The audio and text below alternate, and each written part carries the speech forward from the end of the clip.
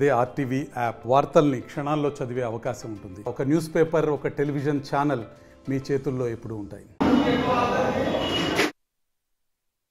MLA Katasani సంబంధించినటువంటి రౌడీలు, అదేవిధంగా వైసీపీ గుండాలు దాదాపు 500 మంది ఈనాడు కార్యాలయంపై దాడి చేసి రాళ్లు రువ్వడం, అదేవిధంగా ఆఫీస్ తలుపులు పగలగొట్టి అక్కడ ఉన్నటువంటి పనిచేస్తున్నటువంటి షాప్పై దాడి చేయడాన్ని తీవ్రంగా ఖండిస్తున్నాం. మొన్న అనంతపురం జిల్లా రాప్తాడ్ నియోజకవర్గంలో సాక్షాత్ ముఖ్యమంత్రి సమక్షంలో ఏబిఎన్ ఆంధ్రజ్యోతి ఫోటోగ్రాఫర్ కిష్టపై దాదాపు 100 మంది గుండాలు దాడి చేసి గాయపరిస్తే ఈరోజు హైదరాబాద్లో చికిత్స పొందుతున్నాడు. నిన్నటి దినం ఎమ్మెల్యే కాటసాని అనుచరులు వైఎస్ఆర్సీపీ గుండాలు 500 మంది దాడి చేయడం, ఇది ప్రభుత్వ ప్రేరేపిత ఉగ్రవాదంగా నేను పేర్కొంటున్నాను. ప్రభుత్వ ప్రేరేపిత ఉగ్రవాదం ఎందుకంటున్నానంటే, మొన్న సాక్షాత్ సీఎం సభలోనే, సీఎం సమక్షంలోనే దాడి జరిగింది. నిన్న కర్నూలు ఎస్పీ ఆఫీస్కి 100 మీటర్ల దూరంలో డిఎస్పీ ఆఫీస్, పోలీస్ యంత్రాంగం దగ్గరలో ఉండే డిఐజీ ఆఫీస్ నివాస స్థలంకు దగ్గర 100 మీటర్లు ఉండే ఈనాడు కార్యాలయంపై దాడి చేస్తుంటే, ఇది ప్రజాస్వామ్యంపై దాడిగా నేను పరిగణిస్తున్నా. ఇది కేవలం ముఖ్యమంత్రి ఆదేశాల మేరకు ఎమ్మెల్యే, అదేవిధంగా నిన్నటి దినం పత్తికొండ ఎమ్మెల్యే శ్రీదేవి సమక్షంలో మధ్యకేరి ఏబిఎన్ విలేకరి వీరశేఖర్పై కూడా దాడి చేశారు.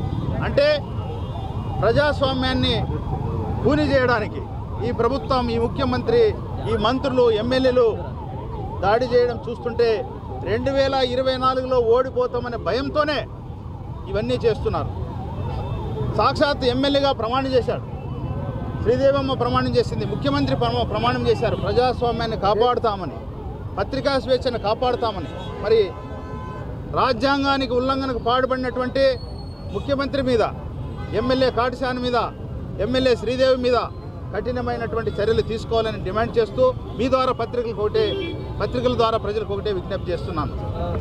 నిన్నటి దినం జరిగినటువంటి దాడి ప్రభుత్వ ప్రేరేపిత ఉగ్రవాది దాడిగా నేను మీకు విన్నవిస్తూ, ఈ మూర్ఖుడు, దుర్మార్గుడైనటువంటి ఫ్యాక్షన్ నేపథ్యం గల ముఖ్యమంత్రి జగన్మోహన్ రెడ్డి ఒక్క ఛాన్స్ పేరు మీద ఈరోజు పత్రికలపై దాడి చేస్తున్నాడు. రేపు మీ ఇంటి మీదకి వస్తాడు, మీ కుటుంబాలపై దాడి చేస్తాడు, మీ పిల్లలపై దాడి చేస్తాడు. ఏమంటే అమ్మ ఒడి ఇచ్చానంటాడు.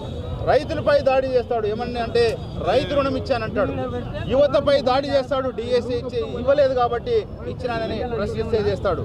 పోలీసుల సోదరులపై దాడి చేస్తాడు.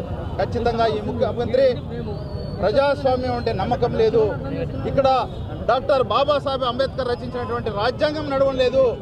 రాజారెడ్డి అంటే ముఖ్యమంత్రి తాత రాజారెడ్డి రాసినటువంటి రాజ్యాంగమే నడుస్తుంది. కాబట్టి ప్రజలు ఈ మూర్ఖునికి బుద్ధి చెప్పాలంటే 2024లో ఈ ముఖ్యమంత్రి మెడవంచాలంటే, ఈ ముఖ్యమంత్రి ఈరోజు సింహంగా చెప్తున్నాడు, తాడేపల్లి కొంపలో పిల్లిగా బంధించాలంటే 2024 జరగబోయే ఎలక్షన్లో మీరందరూ ఓటని వజ్రాయంతో ఈ మూర్ఖుని తాడేపల్లి కొంపలో పిల్లిగా బంధించడానికి తెలుగుదేశం పార్టీకి అవకాశం ఇవ్వాలని నేను కోరుకుంటున్నాను. మరిన్ని వీడియోస్ కోసం ఛానల్ ని సబ్స్క్రైబ్ చేయండి, లేటెస్ట్ అప్డేట్స్ కోసం వాట్సాప్ ఛానల్ ని ఫాలో చేయండి, అండ్ లింక్ డిస్క్రిప్షన్ లో ఉంది.